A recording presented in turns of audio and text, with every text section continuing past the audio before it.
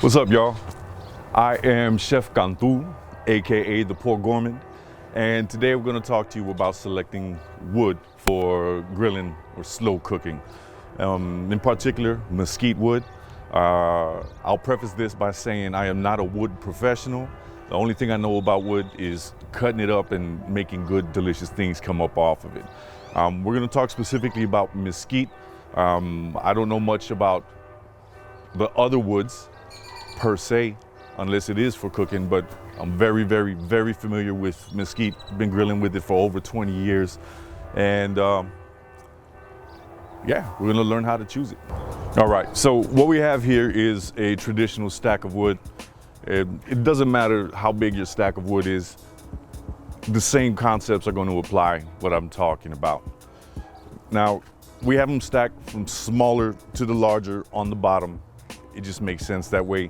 You use the smaller pieces for starting the fire. That's what I do anyway. You can start with the larger ones, work your way down. It all depends on how much wood you're gonna need, how much food you're gonna cook, how long you're gonna cook, things like that, how much heat that you want. That's gonna determine which wood and how much wood that you're gonna use. Now, they're going through a process called seasoning. And if you look and see at the bottom, they're stored up off the ground. That's gonna help keep the elements off of it, in particular moisture. You want air circulation under it at all times. It's gonna rain sometimes, yeah. If you find yourself in a place, an area where there's long bouts of heavy rain and moisture, humidity, then you could cover it up with one of those simple blue tarps that you could get at your local home improvement box store. Know what I mean? Now, they're gonna age at different times. They're gonna season at different rates depending on the size. And again, exposure to the elements. If you look, you see some of it has the ashy color. That ashy color is indicative of it's time to go. These are the ones that are ready. You'll see later on when we demonstrate that when you cut them open, even though they're gray on the outside, they're gonna have the beautiful brown striations that we're looking for in a piece of mesquite that's ready to go. Just find a good piece right here. Like this one is more brown, not so much gray. So this isn't necessarily not ready to go. We could cut it open and find out that it needs a little more time. But again, this gray, that's the indicator to let you know when it starts turning that ashen color, that's when it's time to go ahead and cut it.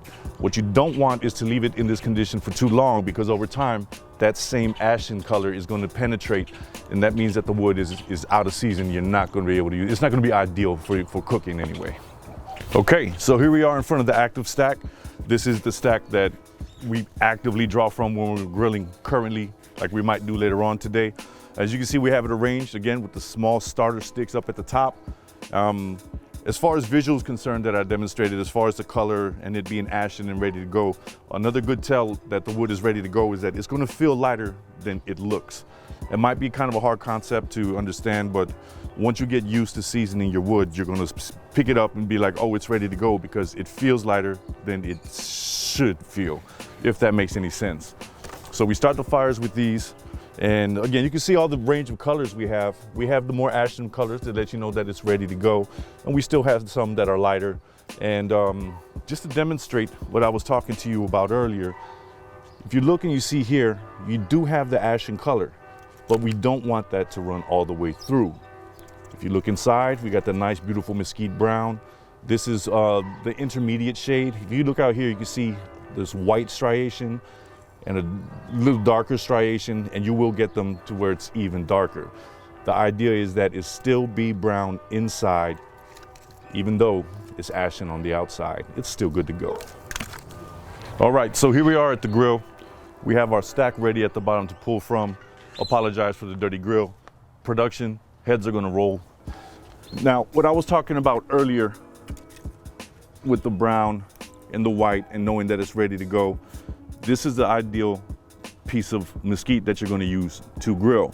As you notice, there is no bark on it, as opposed to this, which is ready to go. It does have bark on it.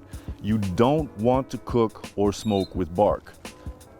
It's nasty. It's got a harsh taste. You might be used to cooking like that, smoking with it.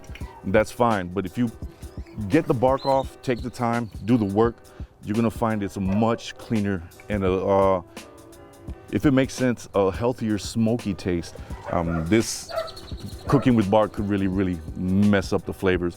And once you start cooking without the bark, if you are cooking with bark, you will notice the difference. So this is the wood that you want to use. No bark, the brown, lighter on the outside. And again, about the color range, as I mentioned earlier, look at this deep, dark hue on the inside. What matters is that it's dry, seasoned, and even if it's ashen on the outside, that's the wood that you're going to use. All right, so it's really not that difficult. This wasn't a long video. Easy concepts. Stack them, keep the smaller ones on top. Look for the color. When it's ashen, it's ready to go, but only when it's just turned ashen.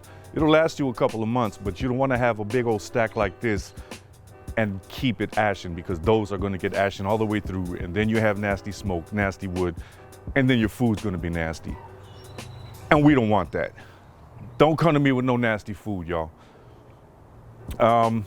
Make sure you get the bark off of it, and maintaining heat and cold wood, maintaining it on your grill, that's a whole separate thing.